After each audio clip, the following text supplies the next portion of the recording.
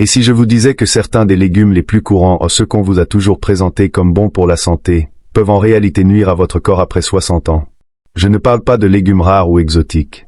Je parle de ceux qui sont probablement dans votre réfrigérateur en ce moment.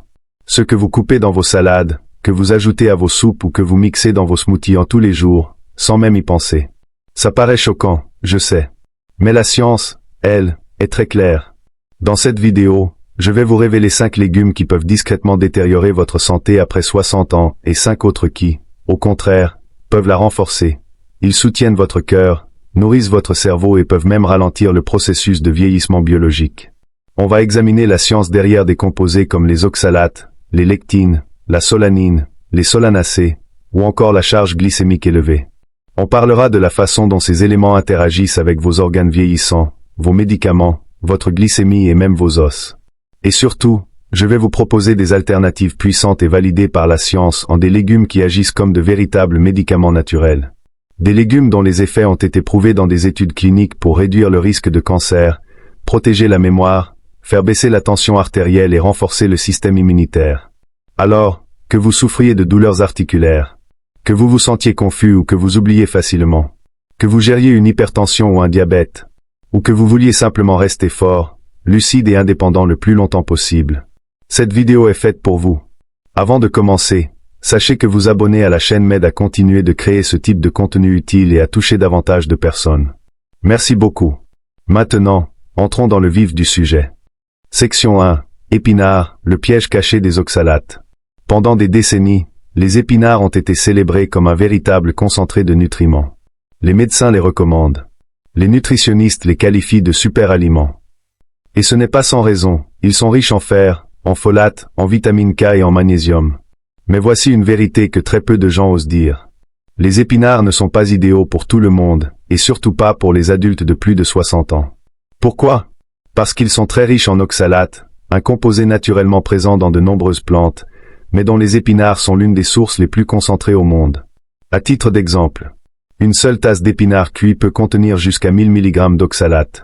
Pour vous donner un ordre d'idée, c'est plus de 20 fois la quantité considérée comme sûre par jour pour une personne ayant des problèmes rénaux. Et que se passe-t-il quand on mange des épinards régulièrement, surtout après 60 ans?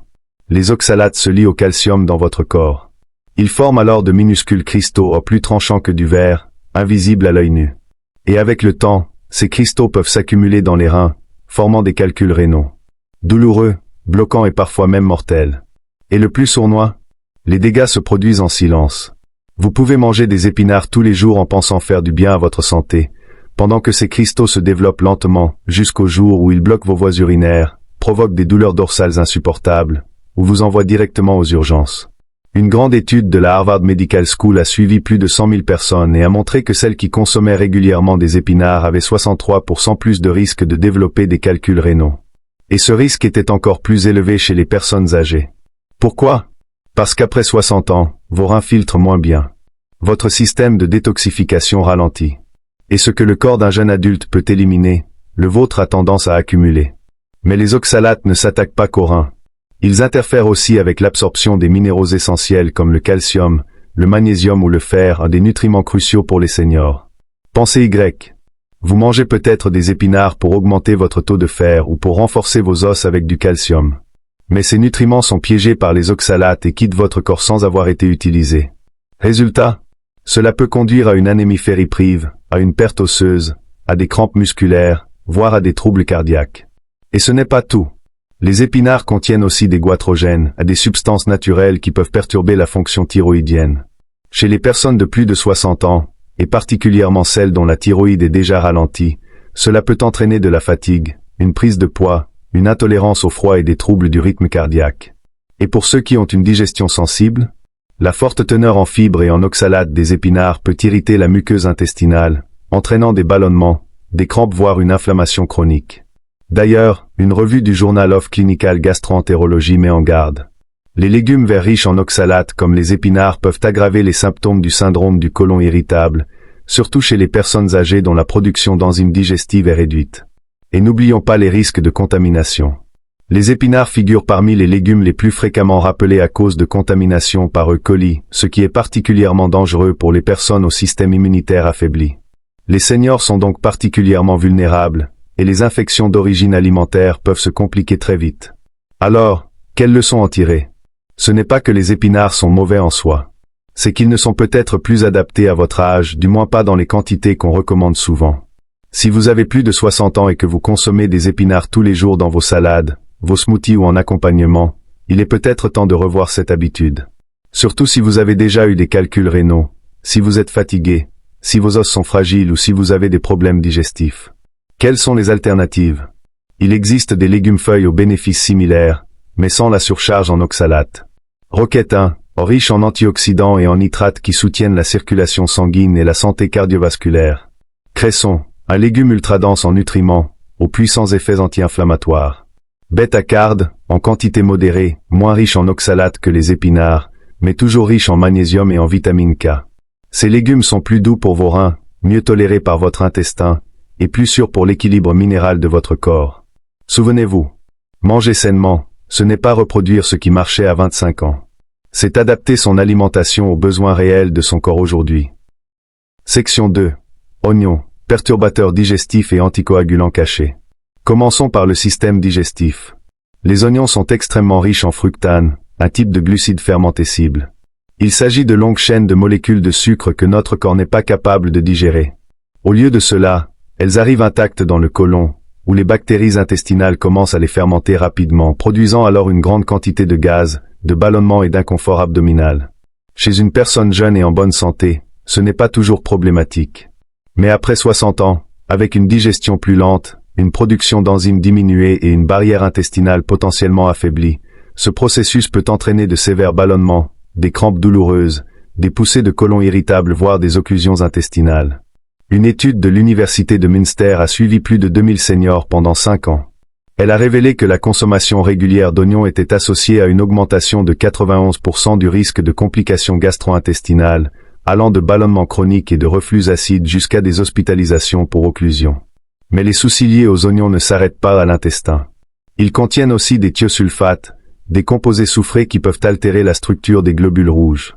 Cela peut conduire à une forme particulière d'anémie appelée anémie à corps de Heinz. Les symptômes? Fatigue, essoufflement, confusion mentale, mauvaise circulation. Des signes souvent attribués au vieillissement normal, alors que le véritable responsable pourrait être l'oignon dans votre assiette. Et voici la partie la plus dangereuse, les propriétés anticoagulantes naturelles de l'oignon. Les oignons contiennent des composés qui réduisent l'agrégation plaquettaire, c'est-à-dire qu'ils empêchent le sang de coaguler efficacement. Pour certaines personnes, cela peut être bénéfique. Mais pour les personnes de plus de 60 ans, qui prennent souvent déjà des médicaments anticoagulants comme l'aspirine, la warfarine ou le clopidogrel, cela peut devenir très risqué. L'interaction entre les oignons et ces médicaments peut entraîner des saignements internes incontrôlés, des ecchymoses spontanées ou même un AVC hémorragique. Et le plus inquiétant, les signes de cette interaction apparaissent souvent trop tard. Le docteur Andrew Way, un médecin réputé en médecine intégrative, met en garde. Les oignons sont l'un des aliments à risque les plus sous-estimés chez les seniors sous traitement. Leur interaction avec les anticoagulants est subtile, mais potentiellement mortelle. Et ce n'est pas tout. Les oignons sont également connus pour aggraver le reflux gastrique et le RGO, reflux gastro-œsophagien. Leurs composés soufrés peuvent relâcher le sphincter œsophagien inférieur, laissant l'acide gastrique remonter dans l'œsophage. Cela provoque alors des brûlures d'estomac, une gorge irritée ou une toux chronique. Cet effet est amplifié chez les personnes âgées, notamment celles ayant un œsophage affaibli ou une hernie hiatale. Les réactions allergiques sont également une préoccupation. Les oignons peuvent déclencher des éruptions cutanées, de l'urticaire voire des réactions anaphylactiques chez les personnes sensibles. Et chez les seniors au système immunitaire affaibli, ces réactions peuvent s'aggraver très rapidement. Mais ce n'est pas tout. Les oignons ont aussi un impact sur les médicaments autres que les anticoagulants. Ils contiennent des enzymes qui affectent le métabolisme hépatique. Résultat, ils peuvent accélérer la dégradation de certains médicaments pour le cœur, la tension artérielle ou le diabète, les rendant moins efficaces sans que vous ne vous en rendiez compte. Et la conséquence? Vos médicaments ne fonctionnent plus comme prévu. Votre rythme cardiaque devient irrégulier. Votre glycémie devient instable. Et votre médecin pourrait augmenter les doses, sans savoir que votre alimentation est le véritable problème. Enfin, parlons des risques de contamination. Ces dernières années, les épidémies de salmonelle liées aux oignons ont fortement augmenté.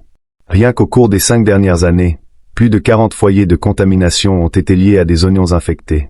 Chez une personne âgée et fragile, cela peut entraîner une infection potentiellement mortelle en quelques heures. Alors, que faire? Si vous mangez des oignons tous les jours, surtout crus, et que vous ressentez des troubles digestifs, une fatigue inhabituelle ou des effets étranges liés à vos médicaments, votre corps essaie peut-être de vous envoyer un signal. Voici une voie plus sûre. Ciboulette, un goût similaire, mais beaucoup moins riche en fructane. Poireaux, cuits au plus doux et mieux tolérés par les intestins lorsqu'ils sont bien cuits. Ail, en petite quantité, a toujours dans la famille des Aliacées, mais mieux toléré lorsqu'il est bien cuit et utilisé avec modération. Le secret?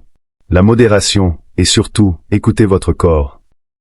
Section 3. Carottes, le saboteur sucré pour les diabétiques. Les carottes, surtout lorsqu'elles sont cuites, ont un index glycémique surprenamment élevé. Cela signifie qu'elles peuvent faire grimper votre glycémie beaucoup plus rapidement et plus fortement que vous ne l'imaginez. Les carottes crues ont un index glycémique d'environ 47, ce qui est modéré. Mais les carottes cuites? Leur indice peut atteindre 92. C'est plus élevé que le pain blanc. Plus élevé que certains céréales du petit déjeuner. Pourquoi? Parce que la cuisson décompose la structure des fibres dans les carottes, libérant ainsi les sucres beaucoup plus rapidement. Résultat, une vague de sucre qui inonde votre circulation sanguine. Et pour une personne de plus de 60 ans, surtout si vous avez un diabète de type 2, une résistance à l'insuline ou même un prédiabète, cela peut devenir une véritable bombe métabolique. Une étude menée pendant 4 ans par l'Université de Toronto, ayant suivi plus de 1800 adultes âgés atteints de diabète de type 2, a révélé que ceux qui consommaient régulièrement des carottes cuites avaient une glycémie moyenne 52% plus élevée, et un risque accru de 67% de développer des complications liées au diabète, comme des neuropathies, des rétinopathies ou des atteintes rénales. Et voici ce qui va vous surprendre. Les carottes contiennent plus de sucre par gramme que de nombreux bonbons. Une seule grosse carotte peut contenir plus de 9 grammes de sucre naturel. Mangez en quelques-unes en pensant faire un choix sain, et vous venez d'ingérer l'équivalent sucré d'une barre chocolatée, sans même l'avertissement du chocolat. Et ce n'est pas tout. Les carottes sont riches en bêta-carotène, le pigment orange qui leur donne leur couleur. Et même si le bêta-carotène est un antioxydant important, en excès, il peut provoquer une caroténémie, une condition où la peau prend une teinte jaune-orangée. Ce n'est pas dangereux en soi, mais cela peut être confondu avec une jaunisse, entraînant des examens médicaux inutiles, voire de l'inquiétude. Et côté digestion, les carottes, surtout crues, sont très fibreuses et difficiles à digérer. Chez les personnes âgées, dont la digestion est plus lente ou la production enzymatique réduite, cela peut provoquer des ballonnements, des crampes ou même de la constipation. Et pour les personnes allergiques au pollen de bouleau, ce qui est plus courant qu'on ne le pense dans les régions du Nord, les carottes peuvent déclencher un syndrome d'allergie orale, une réaction immunitaire qui cause des démangeaisons dans la bouche, un gonflement de la gorge, voire des symptômes plus graves. Encore plus préoccupant, les interactions avec certains médicaments. Les carottes ont été montrées comme interférant avec l'absorption des bêta-bloquants, une classe de médicaments très courant pour les maladies cardiaques. Elles peuvent ralentir l'absorption ou modifier la biodisponibilité de ces médicaments, réduisant ainsi leur efficacité. Cela peut entraîner des battements cardiaques irréguliers ou des variations dangereuses de la tension artérielle. Et enfin, les résidus de pesticides. Selon un rapport de Stiftung Warentest en Allemagne, 96% des échantillons de carottes testés contenaient des résidus d'au moins 8 pesticides différents. Pour les organismes vieillissants, dont les capacités de détoxication sont plus faibles, ces produits chimiques peuvent s'accumuler et exercer un stress supplémentaire sur le foie et les reins. Alors, que faut-il retenir? Les carottes ne sont pas mauvaises en soi. Mais elles ne sont pas aussi inoffensives qu'on le croit, surtout si vous en mangez tous les jours, si vous êtes diabétique, ou si vous avez des troubles métaboliques ou cardiovasculaires. Voici quelques alternatives plus sûres. Courgettes, douces, hydratantes et faciles à digérer, aussi bien crues que cuites. Concombre, croquant et rafraîchissant, presque sans sucre, excellent pour l'hydratation. Céleri, une collation faible en calories et en sucre, qui soutient la digestion et régule la tension. Ces légumes offrent texture, fibres et micronutriments, sans provoquer de pic glycémique. Section 4. Tomates, l'inflammation silencieuse des solanacées. Les tomates font partie de la famille des solanacées. Cette famille regroupe également les pommes de terre, les aubergines et les poivrons. Et tout ont un point commun, elles contiennent de la solanine et des lectines, des substances naturelles de défense qui peuvent poser problème chez certaines personnes sensibles. Commençons par la solanine. La solanine est un glycoalcaloïde, un composé chimique que la plante utilise pour se défendre contre les insectes. Mais lorsqu'il est consommé régulièrement par l'humain, Surtout en grande quantité ou sur le long terme, il peut devenir un irritant pour les articulations et le système nerveux. Les personnes âgées souffrant d'arthrose, de polyarthrite rhumatoïde, ou même de raideurs articulaires légères, peuvent constater que la consommation régulière de tomates aggrave leur douleur. Une étude publiée dans le Journal of Clinical Rheumatology a révélé que près d'un senior sur 3 souffrant de douleurs articulaires a observé une amélioration nette après avoir éliminé les tomates et autres solanacées de son alimentation pendant seulement 30 jours. Mais parlons maintenant des lectines. Les lectines sont des protéines qui se lient aux glucides, présentes notamment dans les graines et la peau des tomates. En petite quantité, elles ne sont pas toujours problématiques.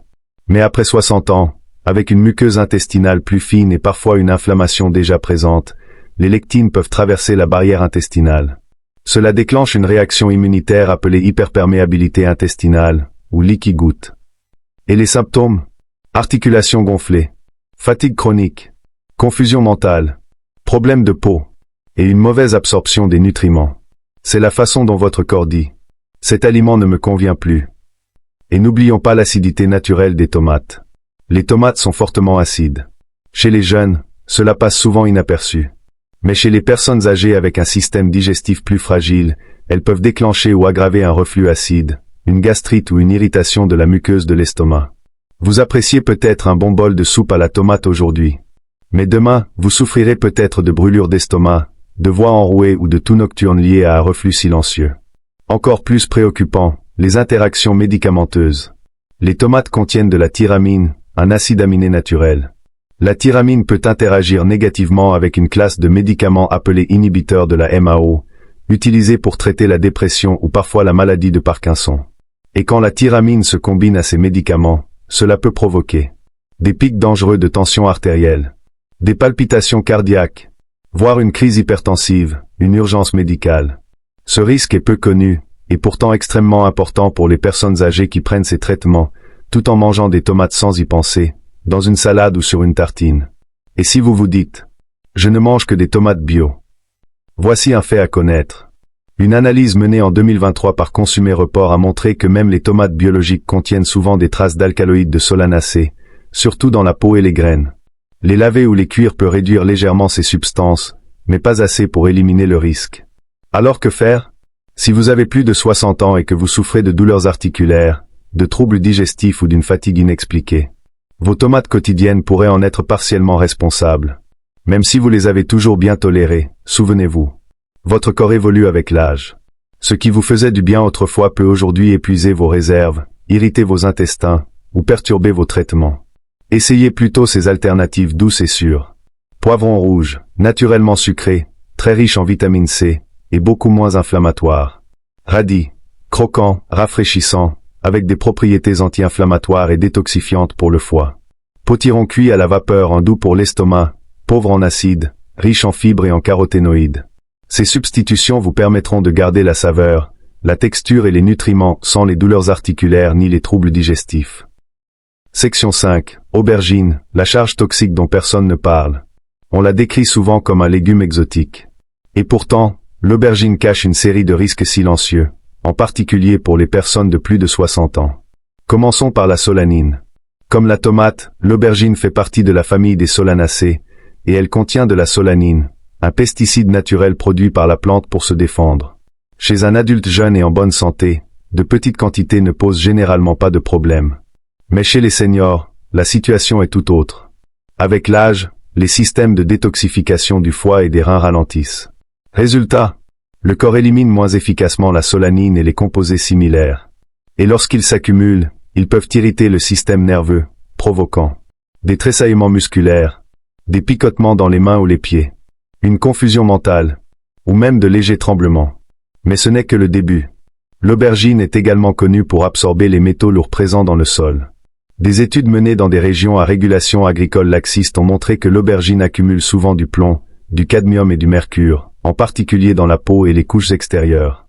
Si vous en consommez régulièrement, cela crée une charge toxique lente et invisible qui pèse sur le cerveau, les reins et le système immunitaire. Et pour les personnes de plus de 60 ans, même de faibles traces de ces métaux peuvent affecter la mémoire, la coordination et l'énergie. Un rapport publié dans le Journal of Environmental Toxicology met en garde, La consommation chronique de légumes chargés en métaux lourds pourrait contribuer discrètement mais significativement à des troubles neurodégénératifs, comme Parkinson ou les débuts d'une démence. Parlons maintenant d'un composé peu connu, le sulfate de nicotine. Il s'agit d'un composant naturel présent dans l'aubergine, chimiquement proche de la nicotine, la substance addictive du tabac. L'aubergine n'en contient pas beaucoup, mais suffisamment pour activer une légère réponse de récompense dans le cerveau. Avec le temps, cela pourrait expliquer pourquoi certaines personnes trouvent l'aubergine étrangement réconfortante ou en ont envie, même si elle provoque des troubles digestifs. Ce n'est pas une vraie dépendance, mais le circuit neurologique est bien réel, surtout chez les cerveaux plus sensibles aux variations neurochimiques, comme c'est souvent le cas après 60 ans. Et côté digestion, l'aubergine contient de la fibre insoluble, des oxalates et des polyphénols. Ensemble, ces composants peuvent la rendre difficile à digérer pour de nombreuses personnes âgées. Conséquences possibles, gaz, ballonnement, reflux acide ou troubles du transit intestinal. Encore plus inquiétant, l'aubergine inhibe l'absorption du fer dans l'intestin. Or, les personnes âgées sont souvent à la limite de l'anémie. Donc, en pensant bien faire, vous pourriez en réalité aggraver une carence en fer, ce qui entraîne fatigue, pâleur ou étourdissement. Et il y a aussi le risque d'allergie croisée. L'aubergine est un aliment connu pour être réactif chez les personnes allergiques au latex, à la banane ou à l'ambroisie. Ces personnes peuvent ressentir des démangeaisons dans la bouche, des éruptions cutanées ou un gonflement, sans forcément faire le lien avec l'aubergine. Alors, que faire? Si vous aimez la texture de l'aubergine ou son côté copieux, voici des alternatives plus sûres et tout aussi satisfaisantes. Champignons, riches en saveurs umami, faciles à digérer, et excellents pour soutenir l'immunité. Courgettes, légères, hydratantes, et extrêmement polyvalentes en cuisine. Courge rôtie, douce pour le système digestif, riche en fibres et en composés anti-inflammatoires. Ces options vous offrent texture, profondeur et plaisir culinaire sans les métaux lourds, sans le risque neurologique, et sans le chaos digestif. Section 6. Brocoli, le super-héros anti-cancer. S'il y a un seul légume qui mérite une place permanente dans votre assiette après 60 ans, c'est bien le brocoli. Mais qu'a-t-il de si exceptionnel? Un mot, sulforaphane. Le sulforaphane est un composé naturel que l'on trouve dans les légumes crucifères, surtout dans les jeunes pousses et les fleurettes de brocoli. Et ses effets vont bien au-delà d'une simple valeur nutritionnelle. Voyons cela plus en détail. Quand vous mangez du brocoli, surtout s'il est légèrement cuit à la vapeur, une enzyme appelée myrosinase est activée. Cette enzyme transforme certains composés du brocoli en sulforaphane, un agent dont les effets ont été prouvés par plus de 150 études scientifiques. Parmi ses propriétés, soutien à la détoxification cellulaire, réduction de l'inflammation, et protection de l'ADN contre les dommages. En termes simples, le sulforaphane agit comme une équipe de nettoyage microscopique. Il élimine les radicaux libres, neutralise les toxines, et stimule les défenses antioxydantes naturelles de votre corps. Et pour une personne de plus de 60 ans, dont les mécanismes de détoxification sont ralentis, c'est un véritable changement de jeu. Allons encore plus loin. Une étude de l'université Johns Hopkins a montré que les personnes âgées consommant du brocoli quotidiennement avaient des niveaux nettement plus élevés d'enzymes de détoxification de phase 2, en particulier la glutathion S-transférase, une enzyme qui aide le foie à neutraliser les pesticides, la pollution de l'air, et même les résidus de médicaments. Autrement dit, le brocoli ne vous nourrit pas seulement. Il renforce vos systèmes de protection interne. Mais parlons maintenant de maladies chroniques. Le brocoli est associé à une réduction du risque de plusieurs affections majeures qui touchent particulièrement les personnes âgées. Cancer, notamment prostate, côlon et sein. Le sulforaphane stimule l'apoptose, c'est-à-dire la mort programmée des cellules anormales, tout en laissant les cellules saines intactes. Maladies cardiovasculaires, grâce à ses propriétés anti-inflammatoires, réductrices de cholestérol et protectrices des vaisseaux sanguins. Alzheimer. Des études suggèrent que le sulforaphane réduit la formation de plaques bêta-amyloïdes, liées à la perte de mémoire et au déclin cognitif. Diabète de type 2. Le brocoli aide à réguler la glycémie et à améliorer la sensibilité à l'insuline. C'est comme si la nature avait conçu ce légume pour les corps qui vieillissent. Et ce n'est pas tout. Le brocoli contient aussi de L-indole-3-carbinol, un autre composé qui favorise l'équilibre hormonal et la santé du foie, deux éléments cruciaux après 60 ans, lorsque notre système endocrinien devient plus fragile. Mais attention, la cuisson compte énormément. Faire bouillir le brocoli trop longtemps peut détruire le sulforaphane et d'autres nutriments essentiels. La meilleure façon de le préparer? Le cuire légèrement à la vapeur pendant 3 à 4 minutes. Juste assez pour le ramollir un peu, tout en conservant sa couleur verte vive et ses bienfaits nutritionnels. Et pour aller encore plus loin, Essayez les jeunes pousses de brocoli. Elles contiennent jusqu'à 100 fois plus de sulforaphane que le brocoli mature et peuvent être facilement ajoutées à vos salades, sandwichs ou soupes. Et la digestion? Beaucoup de seniors évitent le brocoli à cause de ballonnements ou de gaz. C'est compréhensible, les crucifères contiennent des fibres complexes. Mais la solution n'est pas de l'éviter, c'est de l'introduire progressivement, de bien le mâcher, et de le consommer avec un peu de gingembre, de fenouil, ou un probiotique doux pour améliorer la tolérance. Et bonne nouvelle, vous n'avez pas besoin d'en manger une assiette entière.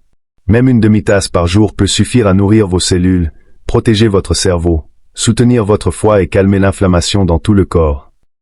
Section 7 en choucal, le gardien de la mémoire et des os. Si vous ne deviez choisir qu'un seul légume vert pour lutter contre le vieillissement de l'intérieur, le choucal serait un excellent candidat.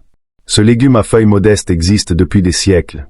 Mais ce n'est que récemment que les chercheurs ont commencé à découvrir ses incroyables bienfaits pour le cerveau, les os et les yeux, notamment chez les personnes âgées. Et ce qu'ils ont trouvé est tout simplement remarquable. Commençons par le cerveau. Le choucal est riche en deux puissants antioxydants, la lutéine et la zéaxanthine. Ces composés sont souvent connus pour leur rôle dans la santé oculaire. Mais les études récentes montrent qu'ils jouent aussi un rôle clé dans la protection du cerveau. Une grande étude menée par l'université Harvard et le Brigham and Women's Hospital a révélé que des niveaux élevés de lutéine et de zéaxanthine dans le sang étaient fortement associés à de meilleures performances cognitives chez les personnes âgées, notamment en ce qui concerne la mémoire, la vitesse de traitement et les fonctions exécutives. Encore plus impressionnant, le Rush Memory and Aging Project, une étude de long terme menée auprès de seniors à Chicago, a montré que les personnes âgées qui mangeaient 1 à 2 portions de légumes-feuilles comme le choucal par jour avaient une fonction cognitive équivalente à celle de quelqu'un de 11 ans plus jeune que ceux qui en consommaient rarement. 11 ans. Ce n'est pas qu'un chiffre. C'est la différence entre autonomie et dépendance, entre clarté et confusion. Pourquoi le cal est-il si puissant? Parce qu'il combine un profil nutritionnel très large avec des composés ciblés dont les corps vieillissants ont particulièrement besoin. Prenons par exemple sa teneur en vitamine K. Le choucal est l'une des sources naturelles les plus riches en vitamine K1, essentielle pour 2 grandes fonctions. La santé osseuse, la vitamine K active l'ostéocalcine, une protéine qui aide à fixer le calcium dans la matrice osseuse. Sans vitamine K suffisante, les os deviennent plus fragiles et sujets aux fractures. La protection du cerveau, elle intervient aussi dans la synthèse des sphingolipides, un type de lipide crucial pour les membranes des cellules cérébrales et leur communication. Et avec l'âge, notre capacité à absorber et stocker la vitamine K diminue, ce qui rend son apport par l'alimentation encore plus essentiel. Mais ce n'est pas tout. Le cal est aussi riche en calcium, magnésium, potassium et manganèse. Autant de minéraux qui soutiennent le fonctionnement nerveux, le contrôle musculaire, l'équilibre de la tension artérielle et la densité osseuse. C'est vital après 60 ans, car nous perdons naturellement de la masse osseuse et de la force musculaire. Inclure du cal dans vos repas quelques fois par semaine peut ralentir ce déclin et vous aider à préserver les fondations qui vous maintiennent debout, mobiles et forts. Et contrairement aux produits laitiers, le calcium du cal n'est pas accompagné de graisses saturées ni de potentiel inflammatoire. Abordons maintenant la vision. La lutéine et la zéaxanthine du cal ne restent pas simplement dans le sang. Elles s'accumulent dans la rétine, où elles filtrent la lumière bleue nocive et réduisent le risque de dégénérescence maculaire liée à l'âge, DMLA. La première cause de perte de vision après 65 ans. Donc, en mangeant du cal, vous ne nourrissez pas seulement votre cerveau et vos os. Vous protégez aussi vos yeux, votre indépendance, et votre capacité à profiter de la vie. Le meilleur dans tout ça? Le choucal est incroyablement polyvalent. Ajoutez-le dans des smoothies, faites-le revenir avec de l'huile d'olive et de l'ail, incorporez-le à des soupes, ou dégustez-le cru en salade avec un peu de jus de citron et des graines. Une petite précaution. Si vous prenez des anticoagulants comme la warfarine, attention à l'apport élevé en vitamine K. Vous devrez peut-être adapter votre dosage en accord avec votre médecin. Mais pour la plupart des seniors, le cal est non seulement sûr. C'est un cadeau nutritionnel. Un allié pour une pensée plus vive, des os plus solides, une vue plus nette et un corps plus stable. Et combiné à d'autres légumes protecteurs comme le brocoli ou la patate douce. Il forme un véritable triangle nutritionnel pour un vieillissement serein, actif et lumineux. Section 8. Aux choux de Bruxelles, anti-inflammatoires puissants et alliés de l'immunité. Les choux de Bruxelles sont l'un des légumes les plus puissants pour favoriser la guérison naturelle après 60 ans. Pourquoi? Parce que ces petits bulbes crucifères contiennent une combinaison unique de composés anti-inflammatoires et de nutriments qui renforcent l'immunité, exactement ce dont votre corps a le plus besoin avec l'âge. Commençons par leur élément le plus impressionnant. Les glucosinolates. Ces phytocomposés soufrés sont naturellement présents dans les choux de Bruxelles. Et lorsque vous les mâchez, ils sont transformés en isothiocyanates, une famille de substances puissamment anti-inflammatoires. Pourquoi est-ce si important? Parce qu'après 60 ans, votre organisme est plus vulnérable à une inflammation chronique de bas grade, aussi appelée inflammaging. Cette inflammation silencieuse contribue à l'apparition de maladies cardiovasculaires, de douleurs articulaires, de troubles de la mémoire, et même de cancer. Les choux de Bruxelles interrompent ce cercle vicieux. Ils agissent au niveau cellulaire pour calmer les voies inflammatoires et réduire le stress oxydatif. Imaginez-les comme un interrupteur naturel qui éteint l'inflammation responsable de la dégradation progressive de vos tissus avec l'âge. Mais ce n'est pas tout. Les choux de Bruxelles renforcent également le système immunitaire, qui, lui aussi, s'affaiblit naturellement avec le temps. Comment? Vitamine C à une demi-tasse de choux de Bruxelles couvre plus de 80% de vos besoins quotidiens. Cet antioxydant puissant stimule les globules blancs, aide à combattre les infections, les virus, et même la lenteur de cicatrisation. Précurseurs de vitamine A, ils soutiennent la santé de la peau, des voies respiratoires, et de la muqueuse intestinale, la première ligne de défense de votre corps. Folate et vitamine B6, indispensables à la production de cellules immunitaires et à une réponse inflammatoire équilibrée. En résumé, les choux de Bruxelles aident votre système immunitaire à répondre de façon plus efficace et plus calme, notamment en période de maladies saisonnières ou de stress.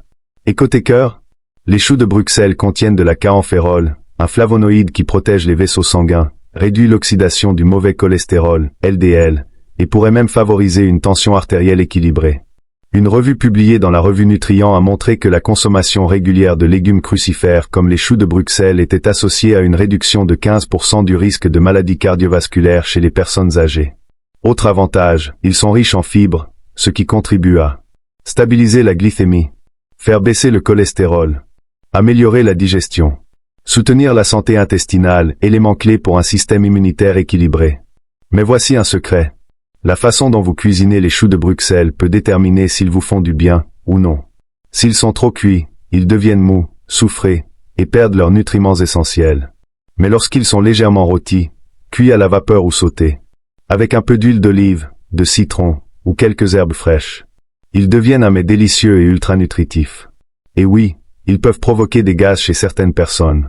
Mais en les associant à des épices carminatives comme le gingembre, le fenouil ou le cumin, ou en commençant par de petites portions, votre corps peut s'y habituer sans difficulté.